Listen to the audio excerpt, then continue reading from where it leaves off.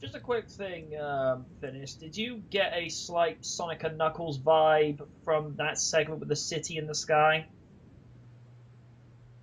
You mean Sonic 3 and Knuckles? You know what I meant. Oh, you mean like the end of Sonic 3 and Knuckles where they get the Master Emerald down and then the island starts to fly back Yeah, up? yeah, yeah. That's what I mean. Someone play Sky Sanctuary again. But actually, the answer is no, Oh, unfortunately. But sad that Quicksilver bit the dust. The Avengers pretty much kicked ass as usual. And how about that Hulkbuster armor? Oh, hell one yeah. word. Damn. Yeah. As for Vision, I actually kind of liked the character in his appearance and his performance.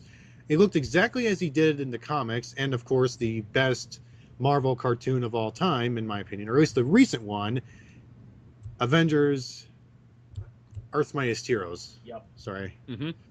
Which, of course, as you said, MJ, where's Earth's Mightiest Heroes? Where's Earth's Mightiest Heroes? It's I know. gone. It's over, Johnny. It's over. Because Avengers It's never Assemble. over! Sorry, that show is terrible. There we go. Animation-wise, Avengers Assemble is a good show, but scripting, it's got nothing on Earth's Mightiest Heroes. Yep. At least with Scarlet Witch, we were able to get some flashbacks into about like blah, blah, blah, stutter her. Like for Captain America, we got to see him back in the 1940s with his love interest, Mm-hmm. who the last time we saw her, she was in her own TV show or as an old retired woman in Winter Soldier. I did actually like in that movie that Rogers was able to, you know, tie up loose ends and a resolution with Peggy rather than never seeing her again. Yeah, that was good. Of course, we had Thor in his nightmare, and Tony Stark, which I'm assuming now is pretty much like what could happen in Avengers Infinity War. Yeah. Speaking of which, Thor has to go into some lake and enduring pain. We finally get to see what is pretty much like the big plot device for Infinity War. The Infinity Stones. And we also got a Guardians of the Galaxy Easter egg for those who haven't seen it. I did see it. I thought it was a damn good movie. Finally got Oh, to see it. Hmm. oh man, it was a must, MJ. Especially Chris Pratt. You gotta love that guy. Yeah. Absolutely. And thankfully, we will be talking about him in this panel. Oh, yeah. Yeah, but that's for later. But Mm-hmm. anyway, just to finish up, the Avengers kicked ass as usual. Hawkeye actually surprised me that he has a family, and it's good to see that he has a different side to him. It That we, humanizes him. yeah, Hmm. that we barely saw in the last movie, and we got to see. I thought it was like a brief hint of Civil War when Steve and Tony were working on that tractor. Mm-hmm. But in all things aside, Avengers 2 is pretty good. I like it, but it's not as I like it, but not as much as the first one. However, I would recommend watching it. It's a lot of fun. Some parts may be boring, but the good news is they're brief, and you will not regret not watching it. And of course, I had to stress again, fine, I'll do it myself. Well, the old expression goes, if you want something done right, you gotta do it yourself. Roger, Roger. Would Mr. Passionate Garber like to come forth? Okay, yeah, I go with my notes again. Mm-hmm. Okay, the opening scene where they start the fight, I thought that was very good. Mm-hmm. The relationship between Black Widow and the Hulk, I really didn't see that coming. But No one did. Ah. That's kind of like what I like about the cinematic universe, where it's able to go in directions that you normally wouldn't have think of. Like especially like with the first Avengers film and the whole turning Tony and Bruce into like besties. Yeah. I thought that scene where Tony and Jarvis is downloading that data, that that creature thing that hangs from the ceiling. It almost looks like Grimlock from Transformers 4. Did you guys notice that? I didn't, but I'm going to go back and have a look at that later. And the introduction of Ultron as a program is so cool, and he's menacing, and obviously when he comes to his when he tries to destroy Jarvis and being in robot form, eventually that is very good. Mm-hmm. The battle that takes place at those ships where Ultron gets that metal that was also used for Captain America's shield. That battle is also good. I'm sorry to say this, but the Stan Lee appearances is really beginning to irritate me. What? In what context? No, I mean, I don't know. It's just, why does he have to be in every movie? You know, it's just annoying. I guess it's just a tradition at this point. It's kind of like how every George Lucas or Spielberg movie has to have the Wilhelm scream. Yeah. I never get tired of that sound, by the way. Well, Yeah, put my this favorite. way, to Oh, put this sorry. way, Okay. this is a quick thing. Keep in perspective, Stanley didn't even show up in the reboot of Fantastic Four because he apparently saw bits and pieces of it and said it was that bad. He did not want to do his cameo. He was Really? like, "So long, true believers." Yeah. And Random has seen that movie and he says, dude, you will come out of that and look at Iron Man 3. No, not Iron Man 3. And look at Spider Man 3 and say, all is forgiven. I'm like, damn. Wow. Well, because at least with Spider-Man 3, stuff happened. Yeah.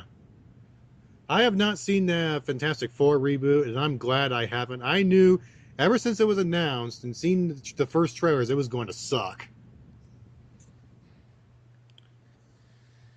Yeah. Coming back to the movie, my favorite scene is where Scarlet Witch is trying to manipulate Hawkeye, and then he uses that arrow device and presses it on her forehead. Then she shocks or something.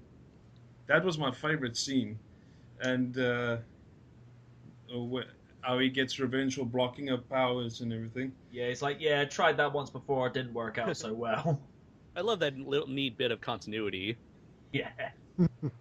Yeah, and the fight between Stark and the Hulk Wow. is actually filmed in South Africa, Johannesburg, where I am. Well, I live in Port Elizabeth, but Nice. it's Johannesburg. Cool. Is the Hulk really that big in person? Like, I'm sorry, Kaijinor. I'm sorry. I have to tell you, the Hulk's not real. What? Oh, sad. Next thing you know, you're gonna tell me Santa isn't real. Oh. Uh-oh. Uh-oh. I mean, my brother actually showed me the trailer for Age of Ultron, and I could immediately identify the police uniforms and the cars with their registration numbers immediately. Wow. Just like that. And Stark hitting Hulk, that was hilarious. Gotta say. Yeah, the fact that the Avengers have been defeated in the second encounter was actually emotional for them. I mean, as they say, they need to stick together, and just shows what they mean to each other, you know. Mm-hmm.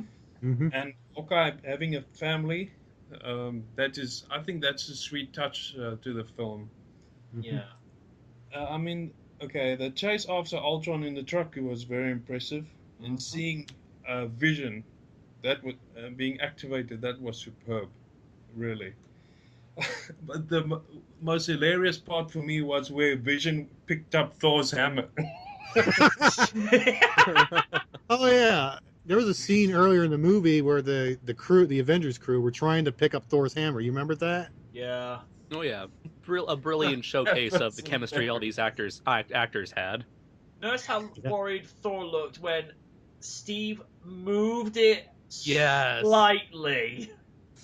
He's like, oh, what? What now is this? Yeah, and okay, obviously the final battle with the flying, with the city that Ultron wants to destroy to me is very good. Vision killing on Ultron, that's a good touch, finishing off the movie. And as we know, the extra scene with Thanos, Yeah. can't wait for that. Ah. Back to you, MJ. Well, Kaiju Noir, you have the floor. Alrighty then. Expectations were certainly high when it came to the follow-up to 2012's The Avengers. The biggest thing writing against this film was that it needed to tackle a story complex enough to utilize all of its cast in a way that makes each of them feel relevant. This was something that the first Avengers, didn't have too much trouble with, since that film's plot was a simple story about a bunch of heroes meeting each other for the first time and coming together to fight for a greater cause. The thing practically wrote itself. But now we need to know how they can manage to stay as a team while not letting their egos get the best of them. I feel that for the most part this film succeeds, especially when it came to the brief hints of Tony Stark and Steve Rogers' deteriorating friendship. Along the way, you also had Black Widow and Bruce Banner's romantic subplot, which was odd at first, but I could get behind it. Along with that, we also had Hawkeye's touching reveal that he was a caring family man who was fighting for the safety of his loved ones, kind of serving as like the moral core of the Avengers themselves. But then there came other subplots that felt underutilized and only bogged down the story, namely the whole subplot of Thor's future visions that are obviously used to set up Thor Ragnarok, and the twins, Quicksilver and Scarlet Witch, are another example of this. Not to say that they were bad per se, but they never really left that much of an impression on me, outside of the humorous running gag of "You did not see that coming." I think these subplots start to show the somewhat of an inherent flaw in writing for a superhero team up film, in that the writer is trying to treat every character as the main protagonist, which can get overwhelming for some audience members. However, what truly makes this film worthwhile is James Spader as Ultron. Yeah. The character has a huge presence, not just physically, but personality-wise especially. He's not just some stereotypical Terminator-esque robot who's like, destroy, destroy, kill all humans. He instead steals the scene at every opportunity, and is easily the most quotable character in the whole film, as we've been doing throughout this whole conversation. While Avengers Age of Ultron certainly tries to do more than its predecessor, it ultimately did not feel as tightly written as a whole. And thus overall the story beats felt way too similar to the first film. But despite all these things going against it, it's still a smartly written and thoroughly entertaining action piece that has made me personally interested in what Marvel has to offer for Phase 3. Wow. I'm gonna sound like a broken record, like Fennis, but dude, why has no one signed you up to do movie reviews? Why? I don't know, but I guess now that I'm radio show. Oh, I would love to get into radio. Now This is Andres Perez with the top radio news with the movie news here on 92.5 on the Old School. Here on bringing you all your classic jams here on the Quiet Storm. I'd listen to that. Well, now that I'm finally done with school, I we'll see applaud if you you, hasn't Kyle. started. Wow. Thank you We very much. applaud you.